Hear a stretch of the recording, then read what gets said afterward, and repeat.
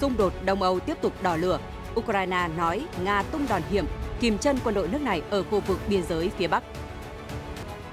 Siêu pháo mới của Nga có khả năng đánh chặn vũ khí hạt nhân, sẵn sàng tham chiến Ukraine. Đáng chú ý tiết lộ sơ đồ về hầm trú ẩn bên dưới cung điện của Tổng thống Putin.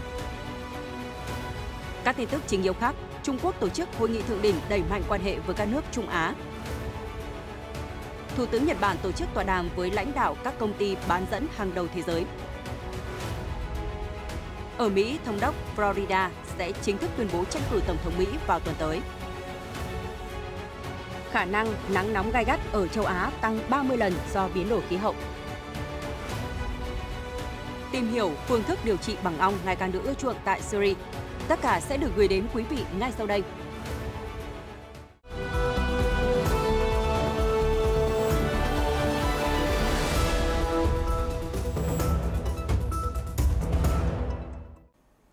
Quý vị đang theo dõi chương trình Thế giới hôm nay để cùng chúng tôi cập nhật những sự kiện nóng đang diễn ra trên thế giới. Thưa quý vị, liên quan đến cuộc xung đột Đông Âu, Thứ trưởng Bộ Quốc phòng Ukraine Hanna Maliar trong một bài đăng hôm 17 tháng 5 trên Telegram cho biết, trong tháng qua các lực lượng Nga đã tăng cường tấn công 3 tỉnh Sumy, Chernihiv, Kharkiv ở phía Bắc và Đông Bắc nước này. Bài đăng của Thứ trưởng Maliar nêu rõ, đối phương đã đẩy mạnh các cuộc pháo kích vào những khu vực gần biên giới của Ukraine giáp với Nga, với tổng cộng 162 lần nã pháo từ ngày 8 đến 16 tháng 5. Tỉnh Sumy hứng chịu nhiều đợt tấn công nhất với 110 lần, tỉnh Chernihiv và Kharkiv lần lượt là 29 và 23 lần. Theo nữ quan chức Ukraine, ngoài nhắm mục tiêu vào dân thường, các lực lượng Nga đang sử dụng các cuộc pháo kích và không kích nhằm gây áp lực liên tục, kìm chân quân đội Ukraine ở các khu vực biên giới, ngăn họ triển khai quân đến những nơi khác. Hiện Nga chưa phản hồi về thông tin trên. Trong khi đó, Bộ Quốc phòng Nga vào cùng ngày tuyên bố 5 bệ phóng của hệ thống phòng không Patriot do Mỹ sản xuất đã bị phá hủy hoàn toàn sau đợt tấn công của Nga bằng tên lửa siêu thanh Kiran vào Kiev hồi đầu tuần. Bộ Quốc phòng Nga nêu rõ trong một bài đăng trên Telegram, theo dữ liệu chính xác đáng tin cậy, đòn không kích bằng tên lửa Kiran vào Kiev ngày 16 tháng 5 đã phá hủy một trạm radar đa chức năng và 5 bệ phóng của hệ thống phòng không Patriot của đối phương. Lực lượng không quân Ukraine đã lên tiếng bác bỏ khả năng hệ thống Patriot bị phá hủy chỉ bằng một đòn tấn công, dù đó là tên lửa Kiran. Phía quân đội Ukraine đồng thời khẳng định họ đã bắn hạ 6 tên lửa Kiran nhằm vào Kiev trong ngày 16 tháng 5. Trong khi đó, CNN dẫn lời các quan chức Mỹ cho biết hệ thống Patriot ở Ukraine có bị tổn hại nhưng ở mức tối thiểu. Phía Washington cũng khẳng định hệ thống phòng không do họ sản xuất vẫn đang trong tình trạng hoạt động tốt ở Ukraine. Theo thông tin từ Sky News, đã có nhiều cuộc thảo luận xoay quanh tên lửa siêu thanh Kiran của Nga trong 36 giờ qua khi Ukraine tuyên bố đã bắn hạ 6 tên lửa Kiran trong cuộc tấn công của Nga vào 2 ngày trước. Trong cuộc phỏng vấn với tờ Sky News, một quan chức phương Tây đã tiết lộ thêm chi tiết xung quanh các báo cáo và tầm quan trọng của các báo cáo này. Quan chức này cho biết có khả năng rằng Nga đã phóng tới 6 tên lửa Kiran và một trong số chúng đã bị Ukraine bắn hạ. Quan chức này cũng nói rằng những vũ khí như Kiran được Điện Kremlin xem là những thứ có thể thay đổi hoàn toàn cuộc chơi. Họ cho biết Kiran có khả năng đạt tốc độ siêu thanh dựa trên quỹ đạo đạn đạo. Và Moscow nghĩ rằng việc bắn hạ tên lửa này về cơ bản là không thể. Chuyển sang cuộc phản công tiềm năng của Ukraine, quan chức này nói lực lượng của Kiev đang tiến gần đến trạng thái sẵn sàng và có tiềm năng đạt được một số thành công. Tuy nhiên, quan chức này nói thêm, tôi muốn nói rằng điều quan trọng hơn cả việc cắt đứt các tuyến đường tấn công của Nga là việc này có thể sẽ gây tác động về mặt nhận thức đối với những quan chức Điện Kremlin.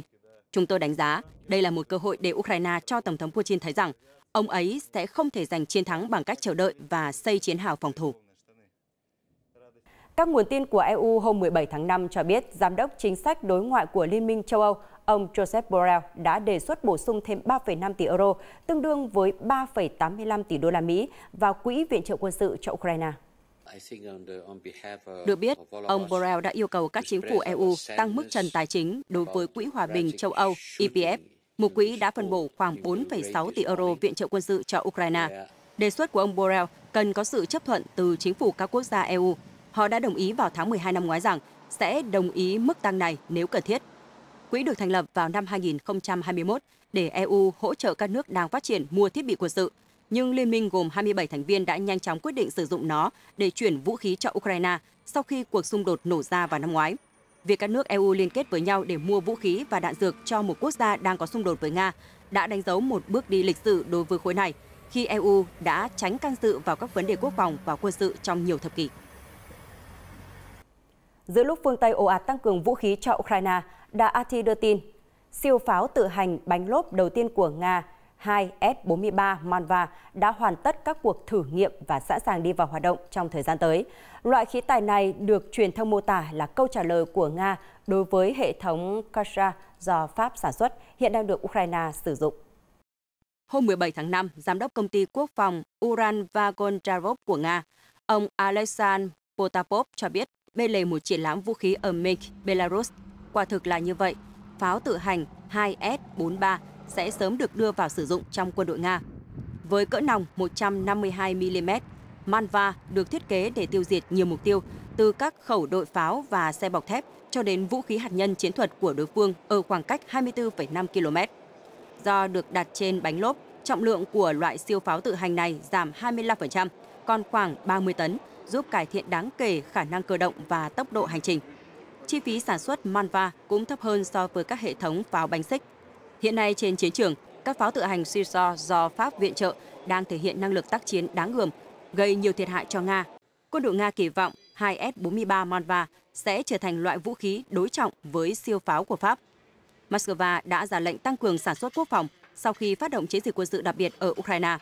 Tháng trước, xe tăng hạng nặng mới nhất T-14 Armata của Nga lần đầu tiên được triển khai ra tiền tuyến ở Ukraine. Thưa quý vị, tờ Business Insider mới đây đã công bố sơ đồ và bản vẽ dưới lòng đất của cung điện Zelensky thuộc tỉnh Krasnodar-Krai, Nga, một cung điện của Tổng thống Nga Vladimir Putin. Được biết, các tài liệu đã được đăng tải công khai trên mạng Internet của Nga. Một công ty xây dựng Nga đã đăng các sơ đồ lên trang web của mình vào đầu những năm 2010. Sơ đồ cho thấy có 2 đường hầm phức tạp nằm bên dưới cung điện. Cung điện và các cơ sở dưới lòng đất được nối với nhau bằng thang máy có độ sâu khoảng 50 mét. Các đường hầm này được khẳng định là vô cùng kiên cố và có thể ở được, chẳng hạn như có đủ nước, hệ thống thông gió và mạng lưới dây cáp rộng lớn, có thể cho người trú ẩn sống trong vài ngày hoặc vài tuần liên tiếp. 2 đường hầm có chiều dài lần lượt là 40 và 60 mét và rộng 6 mét và có khả năng chống cháy nổ. Ông Tadeusz Gabrielski, một kỹ sư xây dựng chuyên xây các công trình phòng thủ, đã xem xét sơ đồ và cho biết đường hầm này được xây để trú ẩn. Theo ông, đường hầm này được đảm bảo an ninh, có hệ thống cứu hỏa, có nước và có cống rãnh. Nhiều người khẳng định rằng Tổng thống Putin cho xây đường hầm để đối phó với những tình huống xấu nhất. Nổi bật trong đường hầm là 16 khay cáp, mỗi khay rộng khoảng 30 cm, được gắn vào tường của đường hầm. Những khay cáp này được thiết kế để đặt các loại cáp có thể mang điện, ánh sáng, dây đồng và cáp quang cần thiết. Ông Gabrielski nói đường hầm không chỉ là lối thoát hiểm mà còn là nơi trú ẩn khi cung điện xảy ra tình huống khẩn cấp. Ở khu vực châu Á, theo thông tin từ Reuters hôm 17 tháng 5, Trung Quốc sẽ lần đầu tiên tổ chức hội nghị thượng đỉnh trực tiếp cùng với các nhà lãnh đạo Trung Á trong tuần này, tìm cách thắt chặt quan hệ trong khu vực giữa lúc quan hệ của nước này với phương Tây trở nên xấu đi. Chủ tịch Tập Cận Bình dự kiến sẽ thảo luận về việc tăng cường hợp tác kinh tế và an ninh đối với các đối tác từ Kazakhstan, Kyrgyzstan, Tajikistan, Turkmenistan và Uzbekistan, những quốc gia thuộc Liên Xô cũ. Hội nghị thượng đỉnh kéo dài 2 ngày, bắt đầu từ ngày 18 tháng 5 tại thành phố Tây An phía Tây, sẽ diễn ra chung với cuộc họp của G7 tại Nhật Bản từ ngày 19 đến 21 tháng 5, khi việc đối phó với Bắc Kinh sẽ là một trong những điểm thảo luận chính của các nhà lãnh đạo G7. Hội nghị thượng đỉnh giữa các nhà lãnh đạo Trung Quốc, Trung Á được tổ chức trực tuyến vào năm ngoái do đại dịch COVID-19. Đối với hội nghị thượng đỉnh trực tiếp lần đầu tiên, Tây An là một khu vực mang tính biểu tượng cho tầm quan trọng của các mối quan hệ kinh tế, vì thành phố này đóng vai trò then chốt trong tuyến đường thương mại, con đường tơ lụa, cổ đại, trải dài khắp Trung Á. Nhà phân tích Niva Yao thuộc Hội đồng Đại Tây Dương cho biết, một trong những điều mà chúng ta dự kiến sẽ chứng kiến tại hội nghị thượng đỉnh này là việc các sản phẩm của Trung Á sẽ thâm nhập vào thị trường Trung Quốc. Thương mại của Trung Quốc với 5 quốc gia Trung Á đã tăng gấp trăm lần kể từ khi thiết lập quan hệ ngoại giao 3 thập kỷ trước, sau khi Liên Xô tan rã. Đầu tư giữa Trung Quốc và 5 quốc gia đạt mức cao kỷ lục hơn 70 tỷ đô la vào năm 2022. Cũng trong ngày 17 tháng 5, phát biểu với lãnh đạo Kazakhstan đang thăm Bắc Kinh, Chủ tịch Tập Cận Bình cho biết Trung Quốc muốn tăng cường hơn nữa quan hệ với Kazakhstan, cả trong thuận lợi cũng như khó khăn. Tuần này, Trung Quốc sẽ lần đầu tiên tổ chức một hội nghị thượng đỉnh trực tiếp với các nhà lãnh đạo Trung Á nhằm thiết lập mối quan hệ ở sân sau của Nga, khi quan hệ giữa Bắc Kinh với phương Tây ngày càng xấu đi. Kazakhstan, Kyrgyzstan, Tajikistan, Turkmenistan và Uzbekistan, các quốc gia từng thuộc Liên Xô cũ đang tìm kiếm các nguồn đầu tư khác khi Moscow chuyển các nguồn lực của mình vào cuộc chiến ở Ukraine. Tổng thống Kassym-Jomart Tokayev của Kazakhstan, một quốc gia thảo nguyên rộng lớn với nguồn năng lượng và nông nghiệp phong phú, là người đầu tiên trong số 5 nhà lãnh đạo Trung Á đến thành phố Tây An, Tây Bắc Trung Quốc để tham dự hội nghị thượng đỉnh. Chủ tịch Tập Cận Bình cho biết, Trung Quốc và Kazakhstan nên thúc đẩy việc xây dựng một cộng đồng chung với một tương lai chung, thể hiện tình hữu nghị từ thế kỷ này sang thế kỷ khác, với mức độ tin cậy lẫn nhau cao, cùng nhau trong thuận lợi và cả khó khăn. Kazakhstan hướng đến mục tiêu 40 tỷ đô la Mỹ thương mại hai chiều hàng năm với Trung Quốc vào năm 2030, tăng từ hơn 31 tỷ đô la vào năm 2022. Ông Tokayev nói, Kazakhstan quan tâm đến việc mở rộng xuất khẩu nông sản sang Trung Quốc. Ông cũng ca ngợi ông Tập về sáng kiến cơ sở hạ tầng vành đai và con đường đầy tham vọng, giúp thúc đẩy kết nối giao thông. Reuters dẫn lời Chánh Văn phòng Nội các Nhật Bản Hirokazu Matsuno mới đây cho biết, Thủ tướng Fumio Kishida sẽ gặp gỡ lãnh đạo các công ty sản xuất bán dẫn hàng đầu thế giới vào ngày hôm nay, 18 tháng 5. Tham gia buổi tọa đàm có đại diện của nhiều tập đoàn lớn như công ty sản xuất chế tạo chất bán dẫn Đài Loan TSMC, Samsung, Intel, Micron, IBM, Applied Materials hay tổ chức phi lợi nhuận của Bỉ chuyên về nghiên cứu phát triển công nghệ số và công nghệ nano trong lĩnh vực điện tử, IMEC. Cuộc đối thoại diễn ra trong bối cảnh thị phần của Nhật Bản trên thị trường bán dẫn toàn cầu đã tụt xuống mức 10% so với mức 50% hồi cuối thập niên 80. Thủ tướng Kishida đang nỗ lực kêu gọi các nhà đầu tư trong và ngoài nước thúc đẩy xây dựng và mở rộng sản xuất chip bán dẫn ở Nhật Bản. Theo tờ Yomiuri, cũng tại buổi tọa đàm này, ông Kishida cũng sẽ đề nghị các tập đoàn hàng đầu thế giới tăng cường hợp tác với các doanh nghiệp Nhật Bản. Phát biểu trong cuộc họp báo thường kỳ hôm 17 tháng 5, Chánh Văn phòng Nội các Matsuno cho biết, việc phục hồi chuỗi cung ứng bán dẫn toàn cầu không thể đạt được bằng nỗ lực của một quốc gia đơn lẻ, mà là sự hợp tác giữa các quốc gia và khu vực cùng chí hướng. Trong số các công ty dự buổi tọa đàm với Thủ tướng Kishida, nổi bật là TSMC, công ty đã khởi công xây dựng nhà máy sản xuất chip tại tỉnh Kumatomo, Tây Nam Nhật Bản, hồi cuối tháng 4 năm 2022. Đáng chú ý, hồi tháng 3, một số nguồn tin cho biết Samsung cũng đang cân nhắc xây dựng dây chuyền kiểm tra đóng gói linh kiện bán dẫn ở Nhật Bản. Ở Mỹ, theo Reuters, Thống đốc bang Florida, đảng viên của Đảng Cộng hòa, ông Ron DeSantis sẽ chính thức tuyên bố tham gia cuộc đua Tổng thống Mỹ vào năm 2024 vào tuần tới. Việc này sẽ khiến ông DeSantis ngay lập tức trở thành đối thủ lớn nhất của cựu Tổng thống Mỹ Donald Trump trong việc giành lấy sự đề cử của Đảng Cộng hòa. Ông DeSantis có thể sẽ nộp giấy tờ tham gia tranh cử vào ngày 25 tháng 5, trùng với hôm diễn ra cuộc họp của các nhà tài trợ ở Miami. Các nhà tài trợ sẽ được mời đến sự kiện vào ngày 25 tháng 5. Đại diện của ông DeSantis chưa phản hồi về thông tin này. Theo một cuộc khảo sát gần đây của Reuters Associates, ông Trump trong những tuần gần đây đã tăng cường các cuộc tấn công chính trị nhằm vào Thống đốc Florida và duy trì vị trí dẫn đầu trong cuộc bầu cử sơ bộ của Đảng Cộng hòa vào năm 2024. Các động thái từ ông Trump đã gây thiệt hại cho vị thế của ông DeSantis trong các cuộc khảo sát quốc gia. Nhưng ông DeSantis và các cố vấn của ông hy vọng sẽ sử dụng phiên họp của các cơ quan lập pháp để làm bàn đạp thông báo về chiến dịch tranh cử. Vào năm ngoái, ông DeSantis tái đắc cử vị trí thống đốc bang Florida, vượt qua đối thủ Đảng Dân Chủ gần 20% số phiếu bầu. Mới đây, một vụ sụt lún đất nghiêm trọng vừa xảy ra ở quận Chancay thuộc tỉnh duyên hải Huaran, phía Bắc Peru, khiến ít nhất là 4 ngôi nhà bị phá hủy. Vụ việc được cho là có liên quan đến một dự án xây dựng cảng trong khu vực do công ty COSCO Shipping của Trung Quốc thực hiện. Là một phần trong dự án, công ty COSCO đang xây dựng đường hầm dài gần 2 km đi qua khu dân cư để kết nối đường cao tốc với cảng Chancay. Đây là giai đoạn đầu tiên của dự án trị giá 1,3 tỷ đô la, dự kiến hoàn thành vào cuối năm sau. Người dân địa phương cho biết họ không nhận được sự hỗ trợ nào từ chính quyền và công ty COSCO sau vụ việc. Trong khi đó, công ty COSCO đã đình chỉ việc xây dựng và đang nỗ lực làm rõ nguyên nhân vụ sụt lún cục bộ. Văn phòng công tố tỉnh Huaray hôm 17 tháng 5 cho biết họ đã mở một cuộc điều tra đối với công ty COSCO vì những thiệt hại mà người dân địa phương hứng chịu sau vụ sụt lún. Cảng Chancay nằm bên bờ biển Thái Bình Dương của Peru, cách thủ đô Lima 55 km về phía bắc. Theo quy hoạch, cảng sẽ trở thành một trung tâm trung chuyển quốc tế cho khu vực Nam Mỹ, có thể tiếp nhận các tàu container lớn nhất thế giới. Trở lại châu Á, vừa qua một nhóm các nhà khoa học quốc tế cho biết khả năng những đợt nắng nóng kỷ lục tấn công phần lớn Nam Á và Đông Nam Á vào tháng 4 tăng cao gấp 30 lần do hậu quả của biến đổi khí hậu. Phần lớn khu vực này đã chứng kiến nhiệt độ vượt quá 40 độ C vào tháng trước. Bangladesh có mức nóng nhất trong 50 năm.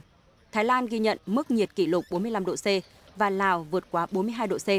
Tình trạng này khiến cơ sở hạ tầng bị thiệt hại trên diện rộng, gây thiếu điện cũng như làm tăng đột biến trong các trường hợp say nắng. Các nhà khoa học đã nghiên cứu mức nhiệt và độ ẩm ở một số vùng của Ấn Độ và Bangladesh, cũng như Thái Lan và Lào. Họ kết luận rằng những nơi này nóng hơn ít nhất 2 độ C do biến đổi khí hậu. Các nhà khoa học cảnh báo đợt nắng nóng từng xảy ra một lần trong một thế kỷ ở Bangladesh và Ấn Độ. Nhưng hiện nay dự kiến tần suất này sẽ tăng lên 5 năm một lần. Trong khi đó, các đợt nắng nóng ở Thái Lan và Lào sẽ hầu như không thể xảy ra nếu không có biến đổi khí hậu.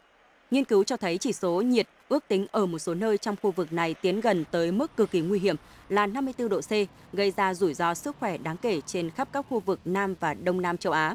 Các nhà khoa học cho biết, trong khi một số nơi trong khu vực đã đưa ra giải pháp chống nóng bằng cách cung cấp dịch vụ chăm sóc sức khỏe và nước khẩn cấp hoặc đóng cửa trường học, thì những khu vực khác vẫn chưa chuẩn bị tốt để đối phó với nhiệt độ khắc nghiệt.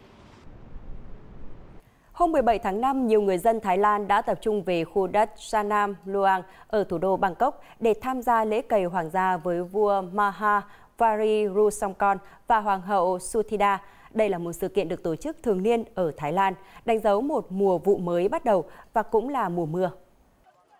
Trong số nhiều người tham gia là nông dân, họ đã tràn xuống cánh đồng bên ngoài cung điện sau buổi lễ để thu gom những hạt lúa được rải trên đất cày. Theo tín ngưỡng của người Thái Lan, đây là món quà thiêng liêng, giúp mang lại những cánh đồng tươi tốt và mùa màng bội thu. Một người dân tên Thaikia Misa ở độ tuổi 40 bày tỏ sự xúc động khi tham gia sự kiện. Buổi lễ khiến tôi nhớ lại thời còn nhỏ, lúc tôi phụ giúp gia đình việc đồng áng, gieo hạt và gặt lúa. Người phụ nữ chia sẻ trong khi nhặt những hạt lúa. Cũng trong lễ cày ruộng hoàng gia, những chú bò sẽ được cho ăn cỏ và uống rượu, được xem là biểu tượng của nguồn nước dồi dào, ngành nông nghiệp hưng thịnh, giao thông được cải thiện, thương mại quốc tế được tăng cường và nền kinh tế thịnh vượng. Ở Pháp, những người ủng hộ cộng đồng LGBT hôm 17 tháng 5 đã tổ chức những hoạt động kỷ niệm đánh dấu 10 năm nước này hợp pháp hóa hôn nhân đồng tính. Tập trung ở trước tòa thị chính thủ đô Paris, hàng trăm người đã lắc lư hòa mình vào giai điệu sôi động của âm nhạc, trong khi một số cặp đôi đồng tính trao nhau những nụ hôn, đánh dấu ngày mà nhiều người đánh giá là một cột mốc quan trọng đối với cộng đồng LGBT ở Pháp. Cặp đồng giới nữ Isabelle Charles và Catherine Fournier đã bên nhau 15 năm trước khi tiến tới hôn nhân vào năm 2023. Họ chia sẻ, với chúng tôi mà nói, đây là sự chứng nhận cho tình yêu của chúng tôi, cho mối quan hệ của chúng tôi. Hiện giờ chúng tôi cũng giống như bất kỳ cặp đôi nào khác ở Pháp. Pháp chính thức cho phép các cặp đồng giới kết hôn và nhận con nuôi vào ngày 17 tháng 5 năm 2023, trở thành quốc gia thứ 13 trên thế giới hợp pháp hóa hôn nhân đồng giới. Cho đến nay đã có 34 nước công nhận hôn nhân giữa những người đồng giới. Sau đây thì hãy cùng với chúng tôi đến thăm một phòng khám ở Damascus, Syria, nơi bác sĩ Isam Oda dùng ong để châm cứu cho bệnh nhân. Đây là một phương pháp tự nhiên mà ông cho là có thể chữa được nhiều căn bệnh. Ông Oda ban đầu là một bác sĩ thú y. Ông bắt đầu sử dụng phương thức điều trị bằng ong vào năm 2015 sau một thời gian dài nghiên cứu về nọc độc của ong và lợi ích của chúng đối với một số bệnh. Phương thức điều trị bằng ong liên quan đến việc sử dụng các sản phẩm từ tổ ong, thường được xem là một phần của y học cổ truyền hoặc y học thay thế. Phương thức này đã được sử dụng trong nhiều thế kỷ ở các khu vực khác nhau trên thế giới.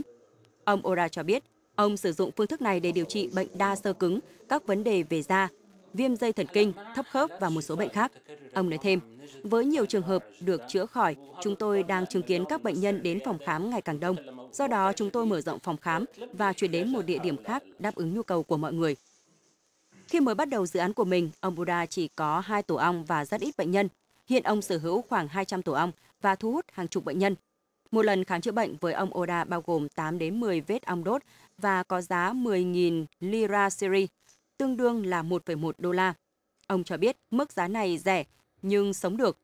Ông nói, lợi ích của người bệnh là điều chúng tôi quan tâm đầu tiên, sau đó mới đến lợi nhuận. Nếu tăng giá buổi khám, chúng tôi sẽ mất đi một lượng lớn bệnh nhân cần đến dịch vụ này. Một trong những bệnh nhân của ông, chuyên gia dinh dưỡng Khadija Morsilin, cho rằng ngày càng có nhiều người chuyển sang phương pháp điều trị tự nhiên vì chi phí cao tại các cơ sở y tế và nhận thức của người dân về các phương pháp tự nhiên ngày càng tăng. Nọc ong được tạo thành từ các hoạt chất bao gồm enzyme, protein và axit amin. nó có các thành phần chống viêm có thể làm giảm đau. Những người thực hành châm cứu bằng ong sống cho rằng hợp chất chống viêm có trong nọc độc có lợi để điều trị một số bệnh. Tuy nhiên, phương pháp điều trị này vẫn còn gây tranh cãi trong lĩnh vực y tế. Một số ý kiến cho rằng rủi ro đối với sức khỏe và tác dụng phụ của việc sử dụng nọc ong lên bệnh nhân lớn hơn nhiều so với lợi ích mà nó mang lại. Nội dung vừa rồi đã khép lại chương trình Thế giới hôm nay của chúng tôi. Cảm ơn sự quan tâm theo dõi của quý vị. Xin kính chào và hẹn gặp lại.